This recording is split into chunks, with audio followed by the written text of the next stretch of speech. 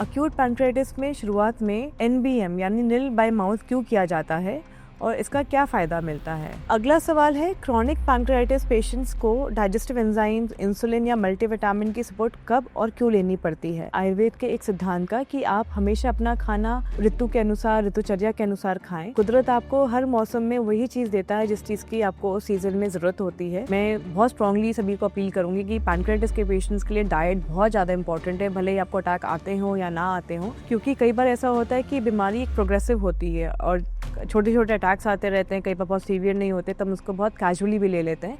But जब multiple attacks आते रहते हैं तो टिश्यू ऑर्गन, आपका जो टिश्यू होता है वो डैमेज होता रहता है, कई बार क्रॉनिक की तरफ भी बढ़ जाता है। एंड जैसे जैसे बीमारी प्रोग्रेस करेगी तो मेल न्यूट्रिशन होता है एंड ओवर द टाइम आप रियलाइज़ करते हैं कि हमने शायद सही समय पर डाइटरी इंटरवेंशन नहीं किया, जिस वजह से दिक्कत हमारी और बढ़ जाती है।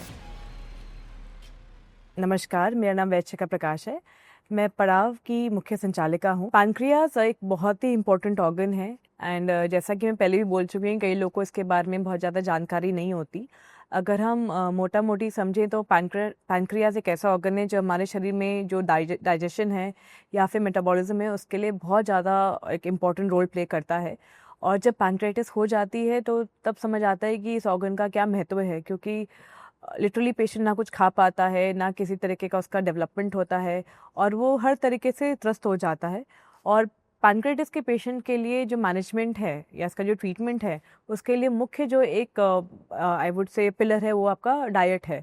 और हम जब पड़ाव में भी चिकित्सा की बात करते हैं तो उसके 3 जो स्तंभ है वो है आहार, विहार और औषध। तो आज इस वीडियो में हम इसमें आहार का क्या रोल है उसके बारे में बात करना चाहेंगे।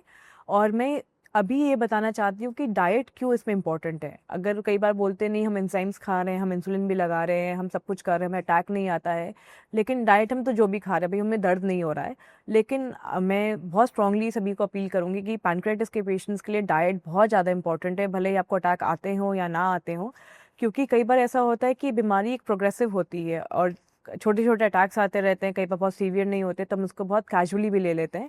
बट जब मल्टीपल अटैक्स आते रहते हैं तो टिश्यू ऑर्गन, आपका जो टिश्यू होता है वो डैमेज होता रहता है, कई बार क्रॉनिक की तरफ भी बढ़ जाता है। एंड जैसे जैसे बीमारी प्रोग्रेस करेगी तो मेल न्यूट्रिशन होता है एंड ओवर द टाइम आप रियलाइज़ करते हैं कि हमने शायद सही समय पर डाइटरी इंटरवेंशन नहीं किया, जिस वजह से दिक्कत हमारी और बढ़ जाती है। तो डाइट के सिंपल रूल्स हैं कि कैसे हमें बैलेंस डाइट लेनी है, प्रोटीन रिच खाना खाना है, सीजनल खाना खाना है, स्मॉल गैप में छोटी छोटी मील्स लेनी है और समय से खाना खाना है। इन सब चीज़ों पे हमें ध्यान देना बहुत ज़्यादा ज़रूरी होता है। एंड पड़ाव पे हमारी यही कोशिश रहती है कि जब मरीज़ हमारे पास 21 दिन आके रहता है, वो समझता है कि खाना कितना खाना है, कैसे खाना है, क्यों खाना है, क्योंकि लोगों को नहीं पता है आजकल कि वो क्या करें और क्या ना करें, specially with a disease like pancreatitis. Video शुरू होने से पहले मैं अपने पेशेंट की कहानी आपको बताती हूँ। कई बार ऐसा होता है कि जब मरीज़ आते हैं और क्योंकि पड़ाव पे लॉन्ग टर्म फॉलोअप का सिस्टम है, इन ओवर द टाइम पीरियड मरीज़ों के साथ एक फैमिली ऐसा मतलब रिलेशन बन जाता है। और मैं बात करूँगी आज जयदीप भाई की और सेजल बहन की, जो कि अहमदाबाद से हैं। उनके साथ आई थिंक अभी 7-8 साल हो गए हैं जब से मैं उनका इलाज कर रही हूँ और वो मेरे संपर्क में है। तो जब चिकित्सा की हम बात करते हैं उसमें 4 लोग इन्वॉल्व होते हैं। पहला होता है वैद्य, जो कि मैं हूँ उस केस में। सेकंड होगा आपकी दवाई, जो हमारे प्रोटोकॉल है। तीसरा अटेंडेंट एंड चौथा पेशेंट खुद। हम 4 लोग मिलके एक मरीज़ को डिजीज़ फ्री करने की कोशिश करते हैं, उसको स्टेबल रखने की कोशिश करते हैं। तो पैंक्रेटिस के ट्रीटमेंट में क्योंकि चिकित्सा के जो 3 मूल आधार हैं, हमारा खाना-पीना यानी आहार, हमारा रहन-सहन यानी विहार, तीसरा दवाई यानी औषधि। इन तीनों चीज़ों को भी कैसे टाइमली हम लोग इम्प्लीमेंट करते हैं, कैसे फ़ॉलो करते हैं, पेशेंट से कैसे एग्ज़ीक्यूट करवाते हैं, इन सब चीज़ों के लिए बहुत ज़्यादा मेहनत करनी पड़ती है। और एक समय तक जब मरीज़ हमारे पास पड़ाव में होता है, वहाँ पे मेरा रोल होता है या मेरी टीम का रोल होता है, लेकिन घर जाने के बाद जो सबसे इम्पोर्टेंट रोल होता है वो होता है अटेंडेंट का, कि वो समझता है कि मरीज़ के लिए क्या ज़रूरी है, उसको कैसे खाना खाना है, किस तरीके से बनाकर देना है, उस चीज़ों पे उसको फ़ोकस करना बहुत ज़रूरी होता है। तो मैं जैसे बात कर रही थी जयदीप भाई की, तो उनकी वाइफ़ का जो रोल था उनके ट्रीटमेंट में आई थिंक बहुत ही सिग्निफिकेंट था। और जैसे-जैसे मैंने उनको गाइड किया, उन्होंने हर चीज़ को टू द टी फ़ॉलो किया। और लास्ट ईयर जब मैं उनके घर भी गई थी तो उन्होंने एग्जैक्टली सेम टाइम पे कि मैम 1 बज गए हैं, अभी खाने का समय हो गया। तो मेरे ख्याल 7-8 साल हो गए आज के समय पे भी उनका जब प्लेट देखी मैंने, उसमें सब कुछ उसमें बैलेंस प्रोपोर्शन में था। जयदीप भाई का खाना नाप तोल के पोर्शन के साथ था। और आजकल हम बात जब करते हैं तो हाँ, जो लोग फिटनेस में हैं, किसी तरह के एंड्योरेंस स्पोर्ट वाले हैं, वो लोग तो बात करते हैं हाँ जी, पोर्शन ऐसा खाएं, प्रोटीन ऐसा खाएं। लेकिन आम लोग जो किसी भी तरीके के मतलब या तो स्पोर्ट्स में नहीं है, किसी में नहीं है, वो लोग को लगता है हाँ सिंपल सी हमने दाल चावल खा लिया वो हमारे लिए इनफ है। बट कई बार उसमें हमें पूरा का पूरा पोषण नहीं मिलता है, इनफ न्यूट्रिशन नहीं मिलता है। लेकिन लॉन्ग टर्म तक जब पेशेंट ढंग से खाता है, एक हेल्दी न्यूट्रिशियस डाइट लेता है, इनफ प्रोटीन खाता है, इनफ सलाद खाता है, तो सारी चीज़ों का एक कंपाउंड इंटरेस्ट आपको मिलता है आपकी हेल्थ की तरफ। तो मैं बड़ी इंप्रेस थी उस दिन सेजल बहन से कि उन्होंने कैसे आज तक उस चीज़ को फॉलो किया है, जो कि कारण बना है जयदीप भाई की एक मतलब रिकवरी का एंड उनकी स्टेबिलिटी का। मैंने आप सभी को ये कहानी इसलिए सुनाई क्योंकि पैनक्रेटिस एक घातक बीमारी है, और जिसको होती है उसके परिवार वालों को या उस पेशेंट को खुद पता होता है कि इसके क्या क्या कॉन्सिक्वेंसेस होते हैं। और अगर हम इसके इलाज के साथ इसमें जो ज़रूरत की चीज़ें हैं, जैसे इसका खान पान क्या है, इसके साथ लाइफस्टाइल क्या होनी चाहिए, इन चीज़ों को समझें तो इस बीमारी को हम एक बेटर तरीके से मैनेज कर सकते हैं। इससे संबंधित जो जो सवाल मरीज़ में से अक्सर पूछते हैं उसको मैंने एक जगह आज लिखा है, और मैं कोशिश करूँगी इस वीडियो के माध्यम से इन सभी सवालों का आपको जवाब दे पाऊँ।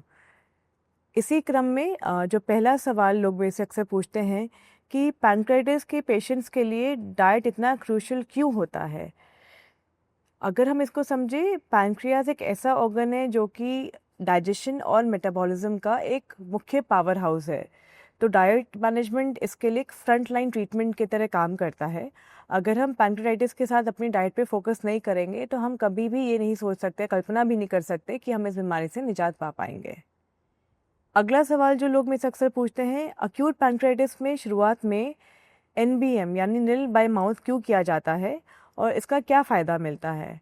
तो जैसा कि मैंने अपने पहले वीडियोस में बताया है कि जब पैनक्रेटाइटिस का अटैक आता है तो बहुत ज़्यादा मात्रा में पैनक्रेटिक एंजाइम्स प्रोड्यूस हो जाती हैं, जो कि आपके पैनक्रियास को खुद ही खाना शुरू कर देती है, जिसको हम ऑटो डाइजेशन बोलते हैं। अगर अटैक के दौरान हम लोग खाना खाते रहेंगे तो दर्द और ज़्यादा बढ़ जाता है, वॉमिटिंग हो जाती है, वैसे भी खाना नहीं पच पाता है। NBM करने से पैनक्रियास को कंप्लीट रेस्ट मिलता है, उसको रिकवरी के लिए टाइम मिलता है, और धीरे धीरे करके जब हम ओरल रिहाइड्रेशन करते हैं या IV फ्लूइड्स के दौरान उसको ट्रीट किया जाता है। इसीलिए शुरू के दौर में जब पेन होता है और पेशेंट के एंजाइम्स बड़े होते हैं तो NBM इसका फर्स्ट लाइन ऑफ ट्रीटमेंट बताया जाता है। अगला सवाल है, रिकवरी के दौरान धीरे धीरे करके कभी लिक्विड फिर सेमी सॉलिड या नॉर्मल डाइट क्यों इंट्रोड्यूस की जाती है। तो पैनक्रेटाइटिस का जब अटैक आता है, इसके लिए जो ट्रीटमेंट का जो प्रोटोकॉल है या फिर जैसे से डाइट को री इंट्रोड्यूस किया जाता है, इसको बोला जाता है ग्रेडेड री फीडिंग। तो पहला स्टेप इसमें होता है कि IV फ्लूइड्स यानी कि हाइड्रेशन थेरेपी। तो जब पेशेंट्स का खाना NBM कर दिया जाता है तो IV फ्लूइड्स के दौरान इसको हम केवल इलेक्ट्रोलाइट्स सप्लाई करते हैं, या फिर कई बार केवल अगर पेन ज़्यादा नहीं है तो घर पे लेमन हनी वाटर ऐसा कोई चीज़ दे सकते हैं। सेकेंडली फिर सेमी सॉलिड सॉफ्ट डाइट दी जाता है, जैसा कि दाल का पानी, मूंग की दाल का यूश, इस तरीके की चीज़ें इंट्रोड्यूस की जाती है, और जैसे जैसे पेन सेटल हो जाता है फिर नॉर्मल डाइट को हम इसमें री इंट्रोड्यूस करते हैं। तो इसको ग्रेडेड री फीडिंग स्ट्रक्चर के दौरान हम इसका खाने को वापस शुरुआत करते हैं। अगला सवाल है, क्रॉनिक पैनक्रेटाइटिस के लिए डाइट का सबसे बड़ा प्रिंसिपल क्या है। अब अक्यूट पैनक्रेटाइटिस का तो जब अटैक होता है तो पहला होता है कि इसमें खाना ही ना खाएं, लेकिन क्रॉनिक पैनक्रेटाइटिस के पेशेंट्स के लिए सबसे ज़्यादा ज़रूरी है, जो गोल्डन रूल है वो है कि हम लो फैट डाइट खाएं, खूब न्यूट्रिशन डेंस खाना खाएं और स्मॉल फ्रीक्वेंट मील्स लें, यानी कि लंबा गैप खाने के बीच में ना करें। हर 3 घंटे में छोटा छोटा करके खाना खाएं और अपनी भूख से ज़्यादा ना खाना खाएं, और ओवर ईटिंग बिल्कुल ना करें। अब अगला सवाल है, क्रॉनिक पैनक्रेटाइटिस पेशेंट्स को डाइजेस्टिव एंजाइम्स, इंसुलिन या मल्टीविटामिन की सपोर्ट कब और क्यों लेनी पड़ती है। तो इन तीनों चीज़ों का सवाल मैं क्रम से दूंगी। हमें डाइजेस्टिव एंजाइम्स तब लेनी पड़ती है जब हम रियलाइज़ करते हैं कि हमें फैटी स्टूल्स आ रहे हैं, स्टेटोरिया हो रहा है, या बहुत स्मेली स्टूल्स पास हो रहे हैं, या बहुत स्मेली फार्ट्स हो रहे हैं। सिमिलरली अनकंट्रोल डायबिटीज़ यदि होती है तब हमें इंसुलिन पे स्विच करना पड़ता है। एंड कई बार जब एक्सट्रीम मैल एब्जॉर्प्शन होता है तो आपके डॉक्टर्स आपको इसके लिए मल्टीविटामिन वगैरह देते हैं। लेकिन तीनों चीज़ों को अगर आपको शुरू करना है, आप इसके लिए सेल्फ ट्रीटमेंट नहीं करेंगे, हमेशा डॉक्टर के परामर्श के बाद ही इन दवाइयों को आप शुरू करें। Pancreatitis can not be self treated. अगला सवाल है, पैनक्रेटाइटिस पेशेंट्स को दिन में कितनी बार किस क्वांटिटी में खाना खाना चाहिए। तो इसका जो एक गोल्डन रूल है, जो मैंने पहले भी अभी बताया है, कि हमें पैनक्रेटाइटिस के मरीजों को हर 2 से 3 घंटे में खाना खाना चाहिए, स्मॉल फ्रीक्वेंट मील्स करनी चाहिए। पड़ाव पे हमने जो इसका एक डाइट का स्ट्रक्चर बनाया वो है कि पहले ब्रेकफास्ट, फिर mid breakfast, lunch, post lunch snack, then dinner, and dinner के बाद यदि भूख करती है तो एक स्मॉल स्नैक हम वहाँ पर भी देते हैं। इसका ऐसा खाना खाने का जो कारण है, जब हम बहुत लॉन्ग गैप के बाद खाते हैं तो इमिडिएटली पैंक्रियास पे स्ट्रेस पड़ता है और उसको बहुत ज़्यादा एंजाइम प्रोडक्शन करना पड़ता है, जिस वजह से कई बार इन्फ्लेमेशन भी बढ़ जाती है। तो अपनी भूख के अनुकूल छोटा छोटा पोर्शन में खाना खाने से आपके पैंक्रियास को ज़्यादा प्रेशर नहीं पड़ता है, स्ट्रेस में नहीं आता है, एंड ईजिली वो डाइजेस्ट हो जाता है। अगला सवाल है, लॉन्ग गैप और हेवी मील्स पैंक्रियास पर अचानक लोड क्यों डालता है? जब हम बहुत हेवी मील्स खाते हैं, कई बार जैसे मैं देखती हूँ पेशेंट बोलते हैं आज हमने राजमा खा लिया था या कुछ पूड़ी खा ली थी तो आज हमें थोड़ा ब्लोटिंग हो रहा है या कई बार दर्द हो गया है। तो ऐसा क्यों होता है? तो जब हम हेवी मील्स खाते हैं तो हमारे पैंक्रियास के ऊपर बहुत ज़्यादा स्ट्रेस पड़ता है, उसको बहुत ज़्यादा एंजाइम प्रोडक्शन करना पड़ता है, एंड अगेन क्योंकि वो एंजाइम वो इंटेस्टाइन में प्रॉपर्ली रिलीज़ नहीं कर पाता है, वो ऑटो डाइजेशन करता है और आपको पेन हो सकता है। आयुर्वेद का एक सिद्धांत है लघु भोजनम पथ्यम, यानी हल्का खाना ही आपके लिए पथ्य है और जो कि सुपाच्य होता है, इजीली डाइजेस्ट होता है और एसिमिलेट होता है। अगला सवाल है, पैनक्रियाटिस पेशेंट के लिए कौन सी सीजनल सब्जियां सबसे ज़्यादा बेनिफिशियल होती हैं? तो यहाँ पर मैं बात करना चाहूँगी आयुर्वेद के एक सिद्धांत का कि आप हमेशा अपना खाना ऋतु के अनुसार, ऋतुचर्या के अनुसार खाएं। तो कुदरत आपको हर मौसम में वही चीज़ देता है जिस चीज़ की आपको सीज़न में ज़रूरत होती है। अगर हम सीजनल वेजिटेबल्स की बात करें तो उसमें आपको फ्रेश एंजाइम्स मिलती हैं, इनफ न्यूट्रिशन मिलता है और उसको हम फॉलो करें। जैसे गर्मियों में आपके लिए उदाहरण के लिए मैं बोलना चाहूँगी लौकी, तोरी, टिंडा, परवल, जो ऐसी हल्की सब्जियाँ होती हैं वो आप खाएँ, और सर्दियों में जो साग वाली सब्जियाँ होती हैं वो आप खाएँ। तो सीज़नल सब्जियों का अगर आप खाते रहेंगे तो आपको हमेशा उसका फ़ायदा मिलेगा। अब मैं अगले सवाल पे आती हूँ, कौन से अनाज और सीरियल हैं जो कि आपके लिए पैंक्रियाटाइटिस के साथ आइडियल होते हैं? तो अगेन हम फिलॉसफी पे वापस जाएंगे कि पैंक्रियाटाइटिस के मरीज़ को हमेशा वही खाना खाना चाहिए जो कि वो इजीली डाइजेस्ट कर पाए। तो जैसे कि हम बात करेंगे कि आप चावल खा सकते हैं, अगर आप डायबिटिक हैं तो आप चावल अवॉइड करें, उस केस में आप झंगोरा या फिर बार्नर मिलेट खा सकते हैं, ओट्स ले सकते हैं, जौ का दलिया ले सकते हैं, रागी ले सकते हैं। लेकिन अगेन इसको स्टेडीली आप धीरे धीरे करके इंट्रोड्यूस कर सकते हैं, और इस तरह के कार्बोहाइड्रेट आपको एक एनर्जी का कांस्टेंट सोर्स देते हैं, तो इसको आप ज़रूर अपनी डाइट में इंक्लूड करें। फिर अगला सवाल है कि कौन सी ऐसी पल्सेस और बीन्स है जो हमारे लिए सेफ़ है और उनका न्यूट्रिशनल बेनिफिट क्या होता है? पल्सेस और बीन्स खाने का लॉजिक ये है कि हमारे को प्रोटीन की बहुत ज़्यादा आवश्यकता होती है, और अगर आप वेजिटेरियन हैं तो पल्स एंड बीन्स आपके लिए एक मुख्य सोर्स हो सकता है। तो इसके लिए आप मूंग, मसूर, मलका, अरहर, सिंपल ऐसी दालें खा सकते हैं। कौन सी दालें आपको नहीं खानी, जैसे कि चने की दाल, उड़द की दाल, राजमा, छोले, लोबिया, ये सब आपको कई बार गैस कर सकते हैं या फिर डाइजेस्ट नहीं होते हैं तो ब्लोटिंग कर सकते हैं, कई बार अटैक में भी ट्रिगर कर सकते हैं। इन दालों को आपको अवॉइड करना है। आप दालों के साथ जैसे सोयाबीन का आप इस्तेमाल कर सकते हैं, उससे बना हुआ टोफू आप इस्तेमाल कर सकते हैं प्रोटीन के लिए, तो वो भी मैं पल्सेस की ही श्रेणी में डालूंगी। अगला सवाल है कि फ्रूट्स और कोकोनट वाटर पैनक्रियाटिस पेशेंट के लिए कैसे हेल्पफुल होता है? तो अगेन फ्रूट्स एंड जो कोकोनट वाटर है, दोनों ही चीज़ें पैनक्रियाटिस के मरीज़ के लिए काफ़ी फ़ायदेमंद होती हैं, लाभदायक होती हैं। तो फ्रूट्स की यदि हम बात करें तो हमेशा आप सीज़नल फ्रूट्स खाएं, और एक अच्छा समय फल खाने का होता है ब्रेकफास्ट और लंच के बीच का समय। तो मैं वहाँ पे अपने मरीज़ों को हमेशा रिकमेंड करती हूँ जो भी सीज़नल फ्रूट है, जैसे जामुन है, पपीता है, सेब है, नाशपाती है, जो भी आपके मौसम का फल है उसे खाएं। आजकल क्योंकि 12 महीने सभी तरीके के फल मिलते हैं, लेकिन अगर हम अपनी ट्रेडिशनल क्लॉक को समझें कि कब किस मौसम में क्या चीज़ें आती हैं, उसको खाना आपके लिए बेनिफिशियल होता है क्योंकि आपको माइक्रो न्यूट्रिएंट्स प्रोवाइड करता है। अब कोकोनट वाटर भी बहुत लोग मेरे से पूछते हैं कि पीना चाहिए नहीं पीना चाहिए। आई थिंक ये एक नेचुरल हाइड्रेटर है और इसको आप ज़रूर ले सकते हैं, लेकिन अगेन कोकोनट वाटर अपने में एक मील है, इसको भी आप एज अ स्नैक ले सकते हैं। और मैं यहाँ पे बस ये बात बोलना चाहूँगी कि कोकोनट वाटर फ्रेश पिएं। आजकल कई तरीके के टेट्रा पैक कोकोनट वाटर आता है, आप उसको अवॉइड कर सकते हैं क्योंकि जितना हो सके उतना प्रोसेस चीज़ों से आप दूर जाएं। अगला सवाल इसी क्रम में है, डेयरी प्रोडक्ट्स में क्या सेफ़ है और क्या क्या अवॉइड करना चाहिए? तो अगर हम मॉडर्न साइंस की बात करें और डेयरी की अगर बात करें तो उनके हिसाब से हम लोग बटर मिल्क ले सकते हैं, टोन मिल्क ले सकते हैं, या फिर घर की बनी हुई पतली दही ले सकते हैं, इसमें कोई परेशानी नहीं होती है। लेकिन पड़ाव में जो हमारा चिकित्सा का जो तरीका है, जिसमें आहार, विहार, औषधि, तीनों चीज़ें के द्वारा हम चिकित्सा करते हैं, तो यहाँ पे हम लोग एक बैलेंस अप्रोच के साथ ताज़ा छेना पेशेंट्स को खिलाते हैं। कई बार दूध की बनी हुई चीज़ें भी लोग को देते हैं, खीर इत्यादि भी खिलाते हैं और दवाई मलाई के साथ भी देते हैं। लेकिन अगर आपको इस तरह की चीज़ें इंट्रोड्यूस करनी है तो हमेशा किसी के सुपरविज़न में करें और ये डाइट हम केवल अपने मरीज़ों को अपनी दवा के साथ देते हैं। इस वीडियो के माध्यम से ये ना समझें कि अगर आप पैनक्रियाटिस के पेशेंट हैं तो आप इस तरह के हेवी कोई डेयरी बेस्ड प्रोडक्ट ले सकते हैं।